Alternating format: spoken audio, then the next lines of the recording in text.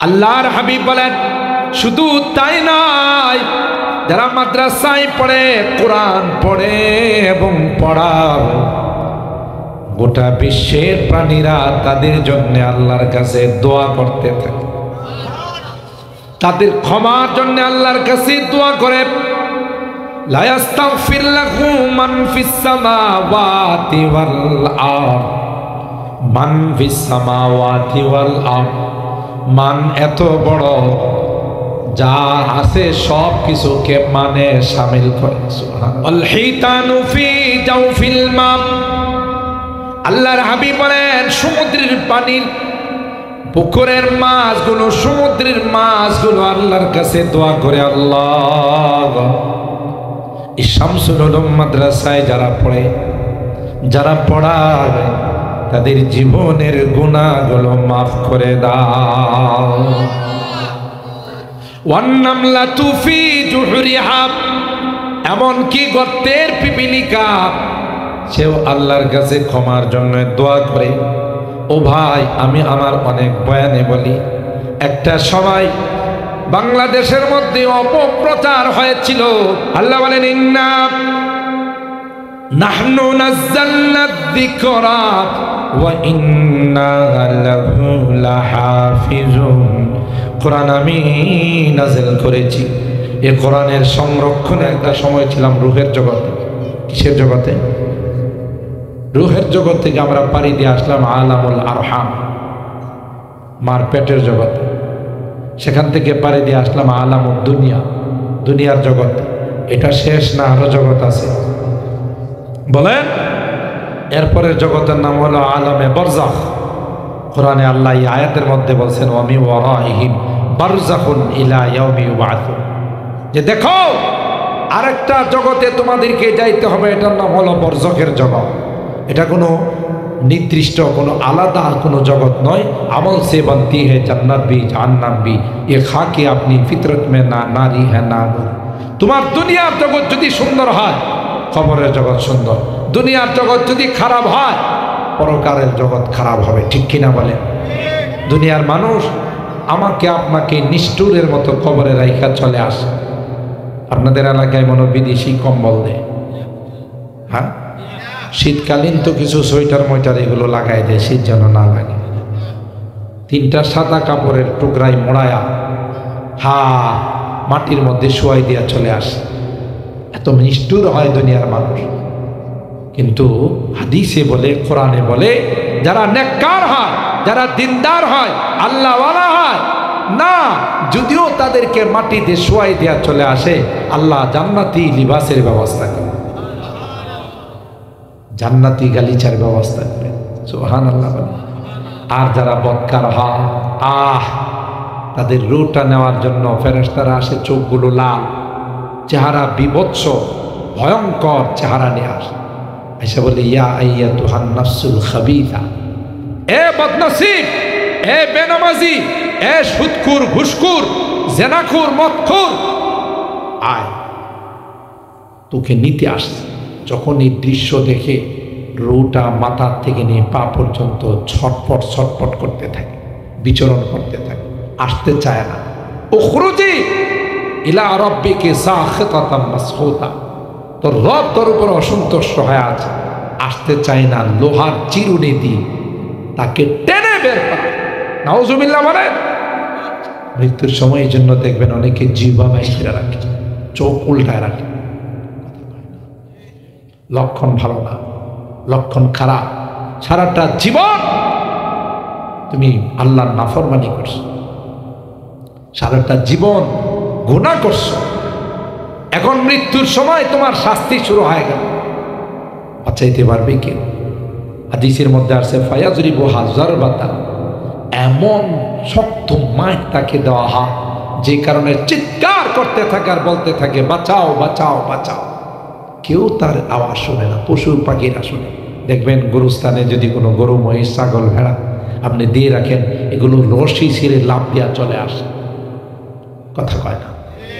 ওই যে মৃত ব্যক্তির চিৎকার, তার উপর যে শাস্তি হচ্ছে, ৯৯টা সাপ থাকবে, এক একটা সাপ চুবুল মারলে ৯০ গজ ভিতরে ঢুকাই দেবে।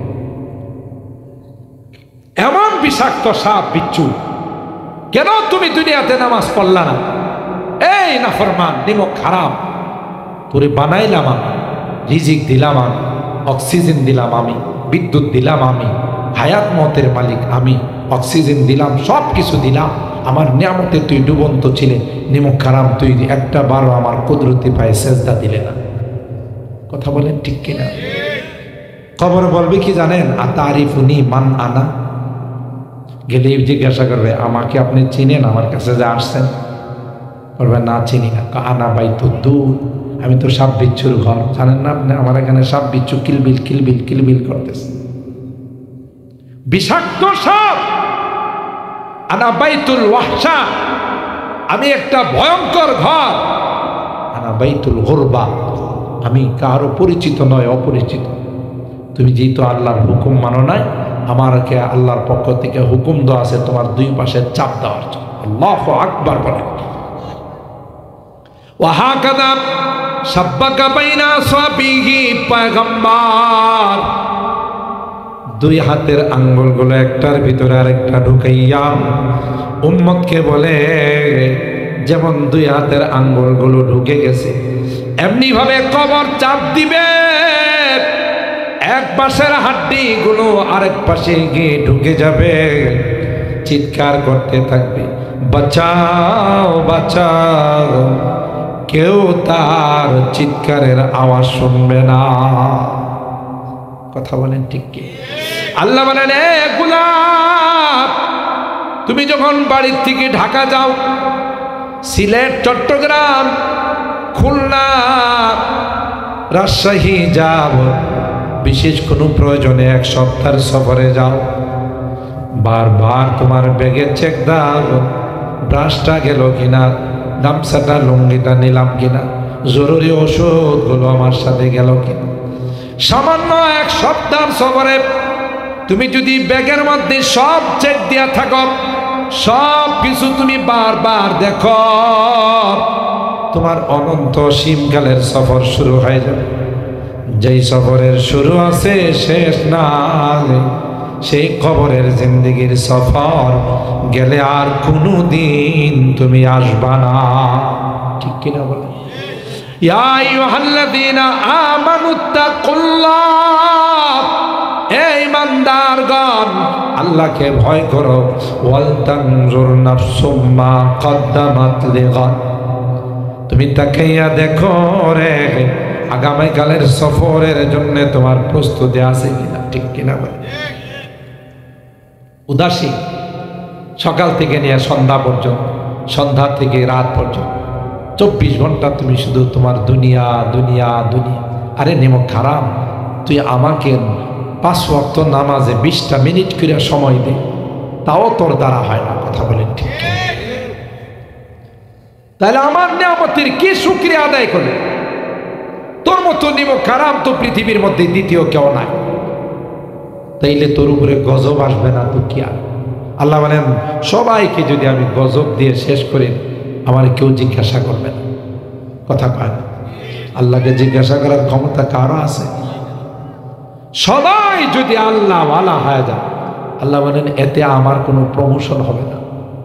সবাই যদি গুনাহগার হয়ে যায়, বদকার হয়ে যায়, আমার কোনো লস নাই। কথা বলেন ঠিক কিনা? তাহলে তোদেরকে মাইরা মারলাম, কিন্তু তোরা যদি নিজেরাই মরার কাজ করো। মেয়েরা রাস্তাঘাটে হাইরে আল্লাহ কত বেপরদায় চলাফেরা করে।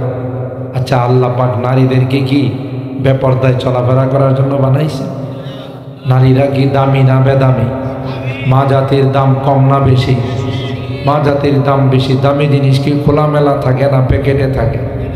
স্বর্ণ কি খোলামেলা থাকে না লকারে থাকে? ডায়মন্ড, হীরামণি, মুক্তা লকারে থাকে না খোলামেলা থাকে? তাহলে দামি জিনিস তো পর্দার ভিতরে থাকে।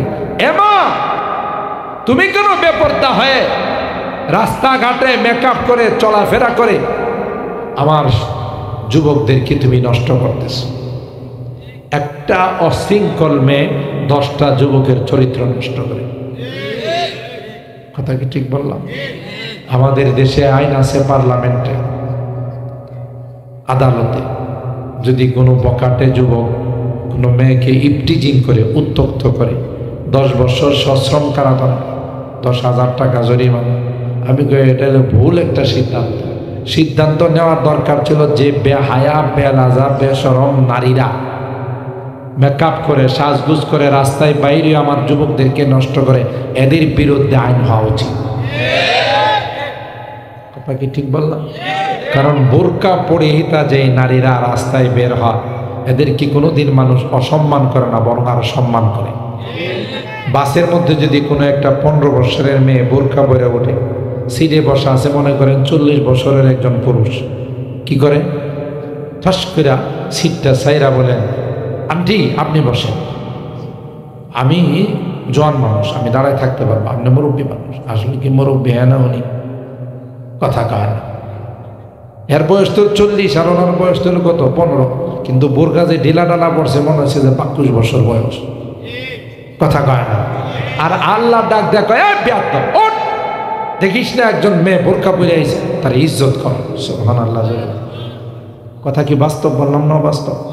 আবার উল্টা দেওয়া আছে, 40-50 বছরের মেয়ে টাইট ফিট কাপড় লাগায়, কাটসাট কাপড় লাগায়, সাজগোজ করে যায়, দেখবেন ঈদের সময় মার্কেটিং করতে যায়, গেলে ছোট ছোট পোলাবেন থাকে না দোকানে, এদের রাখছে ডাকাডাকি করার জন্য।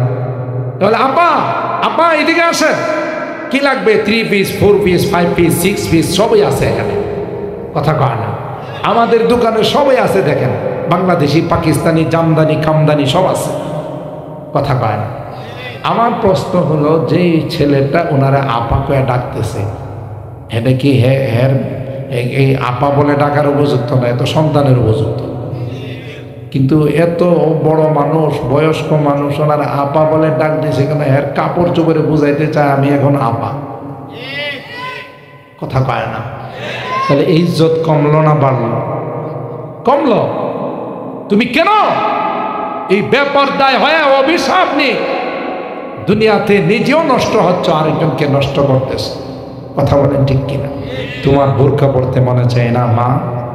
মা তোমাকে কি শালীন পোশাকে থাকতে মনে চায় না? তুমি শুধু প্যান্ট শার্ট পরতে পছন্দ করো, টি শার্ট পরতে পছন্দ করো, বব কাট করতে তোমার পছন্দ লাগে। তোমাকে যখন কবরে শোয়ানো হবে, আপনাদের এলাকায় মহিলাদের কয়টা দিয়ে? 3টা। হ্যাঁ, 5টা কাপড় দেয় না? বোরকা তো 5টা লাগায়া তোমার কবরে শোয়াই। তখন মুনকার নাকির আয়সা যখন দেখবো যে বাপরি 5টা বোরকার ভিতরে এত পাক্কা দিনদার নারী কেডারি। কথা কয় না। তখন যখন চেহারাটা খুললা দেখবে, ইয়া আল্লাহ, এটা দিয়ে আস্থা বখাটে। এখন ওনারে কব যে সারা জিন্দিগি ল্যাংটা চলে আসছো, এখন রাবিয়া বসরি হয়ে আসছো, তাই না? কথা কয় না। এ মা, বোরকা যেহেতু আমাকে পড়াই কবরে শোয়াইবে, তাহলে আগেই পড়ি। কথা কয় না। তুমি আগে বোরকার ভিতরে চলে যাও। যে মা নেককার হয়, যে মা দিনদার হয়, পরহেজগার হয়, ওই মার সন্তান আল্লাহওয়ালা হয়। আর যে মা বেহায়া হয়, বেশরম, বেপরদায় চলে, ওই মার সন্তান কোনোদিন আল্লাহওয়ালা হয় না, বরং এটা এরশাদ শিকদার হয়, কালা জাহাঙ্গীর হয়, টুকাই সুমন হয়, হাত কাটা মাসুদ হয়, ঐশীর মতো বদমাশ। ঠিক বললাম? তাইলে মা জাতি দামি না বেদামি? মা জাতির দাম কোরআনে হাদিসে আল্লাহ নিজে বয়ান করছে, 3বার মার কথা বলছে। কিন্তু সমস্যাটা হলো আমাদের মা জাতি এরা বুঝে কম। আল্লাহ কয় তোমাদের সম্মান বাড়াই দিছে, এরা কয় সমান চাই। বাড়ানোটা কি সমান না বেশি? কথা বলে না, বলেন ভালো করে বলেন। দোয়া করে দিব, বেশি দেরি হবে না। যেহেতু প্রথম দিন আমি বলছি, মা জাতিরা যেহেতু বয়ান শুনতে আসছে, মাঝখানে এই কথাটা বললাম, কবর প্রসঙ্গ। তা আল্লাহ কয় তোমাদের দাম বেশি, আর এরা কয় কি চায়? সমানটা কি কম না বেশি? কম। আল্লাহ কয় বেশি দিছি। একটা পর্যায়ে রাষ্ট্রীয়ভাবে সমান চাই, সমান চাই, এই দাবি দেওয়া মাইনা নেওয়া হলো। মাইনা নেওয়া সরকার বলছে ঠিক আছে, তোমরা যেহেতু সমান চাও, এতদিন রাস্তাঘাটের মাটি শুধু পুরুষরা কাটছে, এখন তোমরাও কাটো। আগে কি মহিলারা রাস্তাঘাটে মাটি কাটতো? মুরব্বী বলেন। যেদিন থেকে এরা সমান অধিকার চাই, আন্দোলন শুরু করছে সেদিন থেকে মাথার মধ্যে মাটির টুকরিটা আসছে। কমলো না বাড়লো? কথা কয় মা বড় দামি হয়, দামি জিনিস কোনোদিন খোলা থাকে না গো মা। আপনি বড় দামি, আপনার পেটের থেকে বিশ্বনবী বেরিয়েছে, সুবহানাল্লাহ। আব্দুল কাদের জিলানী বেরিয়েছে, সমস্ত নবীরা বেরিয়েছে। এই জন্য মা এখন বেপরদায় চলে, গুনাহগার হয়ে গেলেও কবরে তোমাকে পর্দা দিয়ে শোয়াবে, ঠিক কিনা বলে? তাহলে এখনই পর্দার ভিতরে চলে আসে। আর পুরুষদেরকে বলতেছে আল্লাহর রাস্তা, 2 নাম্বারে ইনকাম কইরেন না, হারাম কামায়েন না। কার জন্য কামান? আপনার ছেলে, আপনার বউ, আপনার পরিবার পরিজন, একজনও আপনার গুনার অংশীদার হবে না। গুনাহ তো দূরের কথা, আপনি মাথার ঘাম পায়ে ফেলে রক্ত পানি করে তাকে মানুষ বানাইছে। কিয়ামতের ময়দানে যেন তার কাছে যখন বলবেন বাবারে আমি আধাটা নেকির জন্য ধরা পড়ে গেলাম, তুমি তো আমার কলিজার টুকরা সন্তান, দিবা? সুজা বলে দিবে তুমি যে আমার বাপ, তার প্রমাণ কি? কথা কয় না। পরিষ্কার জানিয়ে দিবে না তুমি আমার বাবা নয়, তুমি আমার স্বামী নয়, তুমি আমার বন্ধু নয়। এই মাদ্রাসার ছাত্রগুলো কাজে লাগবে। সুবহানাল্লাহ। সিদ্দিকিন ওয়াস শুহাদা ওয়াস সালিহিন রব্বানা যালামনা আনফুসানা ওয়া ইল্লাম তাগফির লানা ওয়া তারহামনা লানাকুনান্না মিনাল খাসিরিন। রব্বানা ফাগফির লানা যুনুবানা ওয়া কাফির আন্না সাইয়্যাতিনা ওয়া তাওয়াফানা মা'আল আবরার। রব্বির হামহুমা কামা রব্বায়ানি সগীরা। রব্বির হামহুমা কামা রব্বায়ানি সগীরা। রব্বুল আলামিন আল্লাহ 2 দিন ব্যাপী